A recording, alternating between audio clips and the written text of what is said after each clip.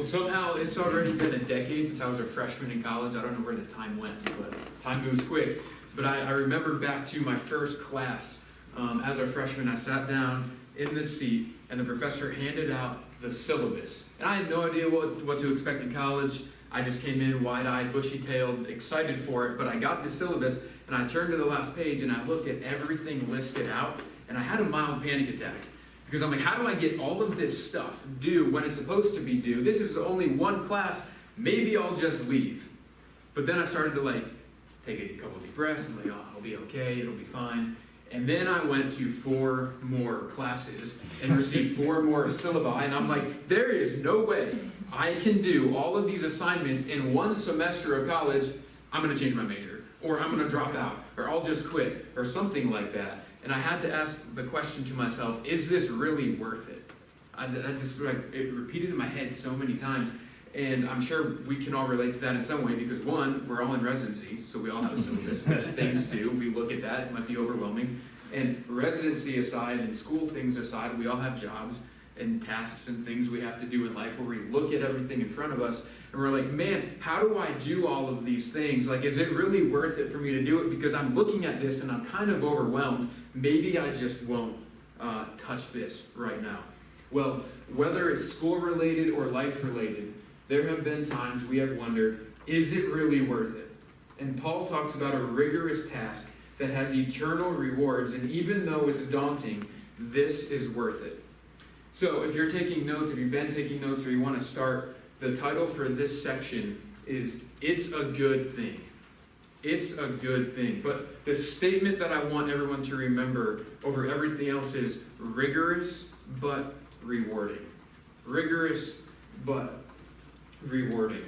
So let's get some background on 1 Timothy 3, 1-7. So Paul is writing to Timothy, who is a pastor at the church of Ephesus, and he's talking about qualifications for overseer, for elder, and this church already had elders in it, right? So we see that in the book of Acts. He talks about how this church was already set up with elders. So what he's doing is he's making sure that these men that are in leadership at this church fit these qualifications, and he's also giving these prerequisites for other men who want to step up into this level of leadership. He's saying make sure these qualifications are true about them. So the first thing he says is in verse 1. He says, this is a trustworthy saying. If someone aspires to be a church leader, he desires an honorable position. So at the very beginning, we see that what he's saying is trustworthy. And that's not alluding to everything that preceded this isn't trustworthy. He's not saying that. It's all trustworthy. But he's like, hey, pay attention. Look at this. Don't zone out.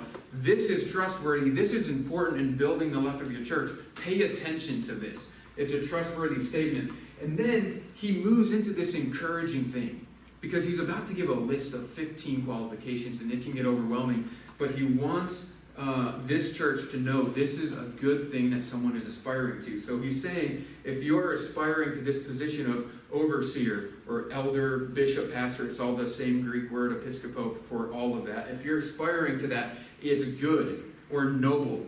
And that Greek word that's used there is used in many places in Paul's writings. It's also interestingly found in Luke chapter 21 when talking about the stones that built the temple. Noble stones were used in building the temple. Same Greek word here. This is a noble thing. It's a good thing. Whether you're building a temple with stones or you're building up the church with how you're living your life, aspire to this. It's good. Be encouraged. So let's look at the 15 qualifications. You can find those in verses 2 through 7. I'm just going to reference them. They are above reproach, faithful to wife, sober-minded, self-controlled, respectable, enjoys having guests in his home, able to teach, a controlled drinker, not violent, gentle, not quarrelsome, not in love with money, manages his family well, not a new believer, well thought of by people outside the church. 15 qualifications. We look at that and we're like, oh my goodness, how do I live up to all of those things? Maybe one of those things are true about me in this moment, but maybe not every day. Maybe I'm not qualified to do this, so I just don't do it. And that's where a lot of people are today, especially younger men who are interested in doing this. They look at the list and they're like, man, I can't do it. Well, let me encourage you. that God is a lot more concerned with who I am versus what I do for him. He's a lot more concerned with who I am versus what I do for him. And it's interesting because it took Jesus 30 years to prepare for a 3-year ministry.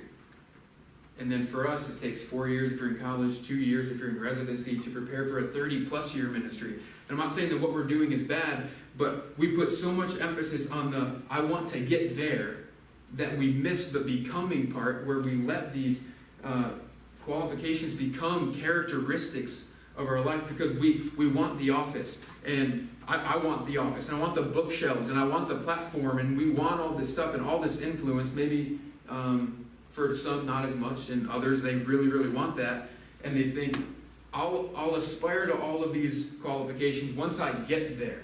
Well, it's really, really important to know that this is not a list of things to do after you decide to pursue ministry. These attributes should be true prior to stepping into ministry.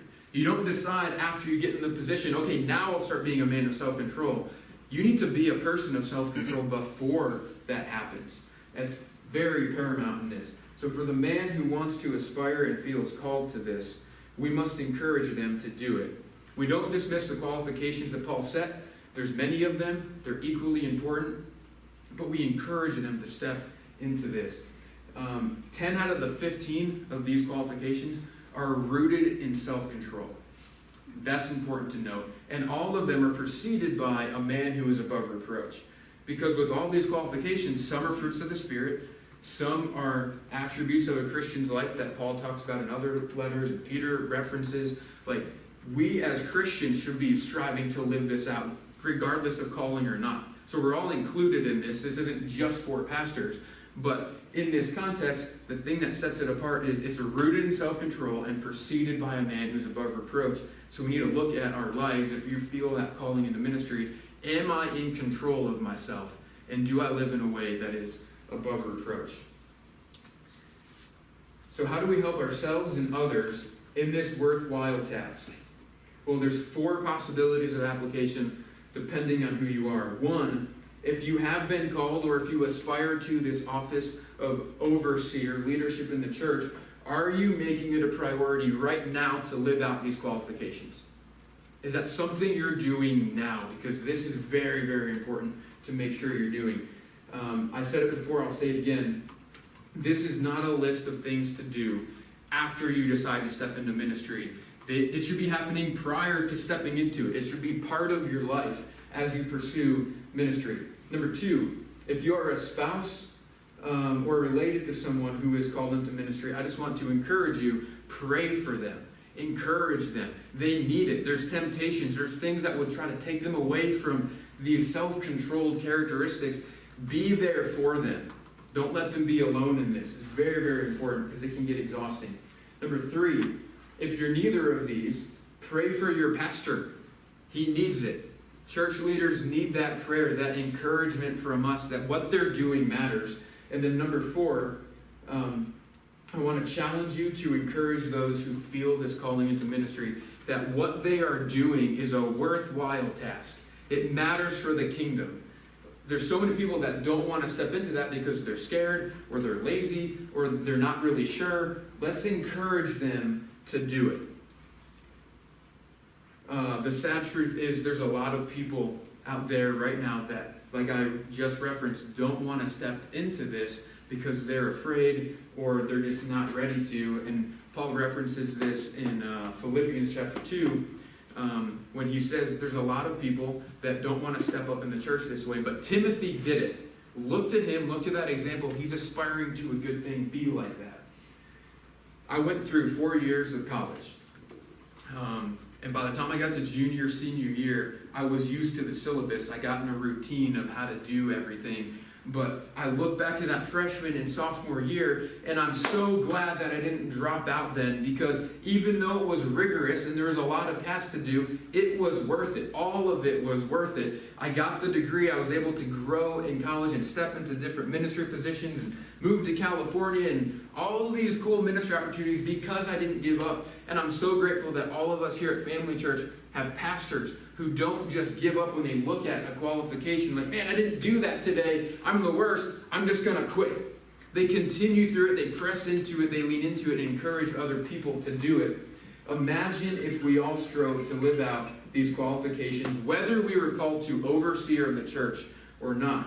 Imagine if we all continually prayed for our leaders and our pastors. We need help, they need help, we all need encouragement as we seek to learn more about Christ and impact people with the kingdom. Let's take this seriously because God takes it seriously, and let's do this as a church family together. Yes, it's rigorous to become who God wants us to be, but it is worth it. It is rewarding.